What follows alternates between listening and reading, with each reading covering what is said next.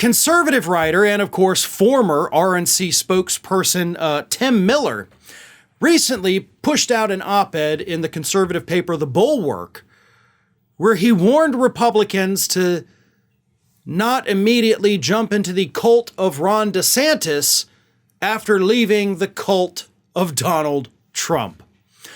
And I think this is such a brilliant piece. And I think it's such a brilliant concept. It's something that I didn't think of before, but now that he says it, it's like, holy crap, that is what's happening. So before I read you, let me just kind of explain the basic premise here. Miller says that he's not going to be one of those people that just blindly goes to Donald Trump. Miller was a never Trumper.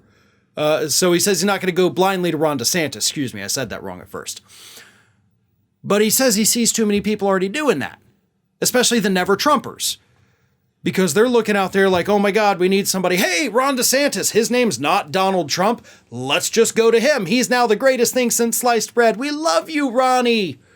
Instead of we love you, Donny. It's very easy to actually change those signs too. So, it helps them a lot. But Miller says, let's not rush to do that because the last time we did that, we ended up with a Donald Trump. So let me read this. I will not be a human shield for Ron to protect him from all the hard and not so hard questions about Donald Trump. For example, you might feel like it is not strategic for him to state clearly that it's bad for the man he supported for president twice to have had dinner with one of the nation's leading white supremacists. I will not give him a pass when he refuses to provide an answer, any answer, about whether or not he thinks Donald Trump's coup attempt was a good thing or a bad thing. Given that his only comments to date were supportive of the coup, it feels like his updated views on the matter are something we should hear about before we give him the keys to the kingdom. Being never Trump does not require I participate in your efforts to prop up a man who cut the single most obsequious ad in service to our nation's worst president. That type of ostentatious service to the irredeemable monster who wanted to turn this great country into an autocracy shows a lack of judgment so extreme for me, and I suspect many other never Trumpers, it is forever disqualifying. But then, of course, he says, like, listen, I'm okay if it is DeSantis being the nominee, right? He has a couple conditions, but, that's irrelevant to the main point here. The main point, of course, is that Republicans are desperate for a leader.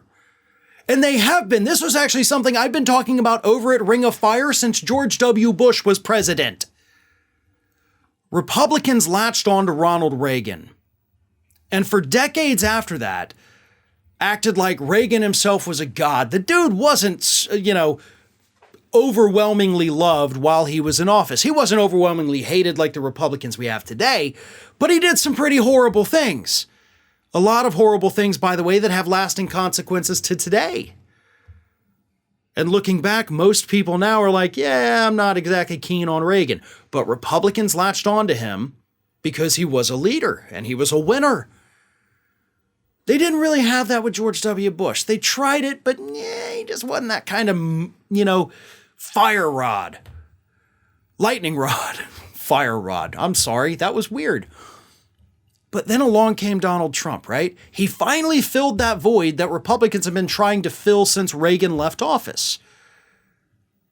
But in their desperation to crown somebody the new leader, they created a cult. And now that they realize that oh my God, that was a cult, now they're like, but what about DeSantis? He's kick-ass. Yay, DeSantis. And now they're doing the same thing again. That's what Miller is warning against. And he also points out that DeSantis is pretty much identical to Donald Trump. It's the same candy in a different wrapper.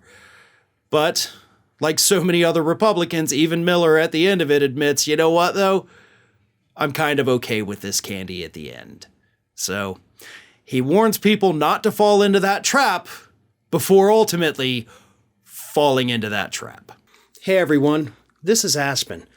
And did you know that for the low cost of $0 per day, you can subscribe to the Fair and Balanced YouTube channel. We also encourage you to like, comment, and share. But again, click that subscribe button and help Aspen not be so grumpy.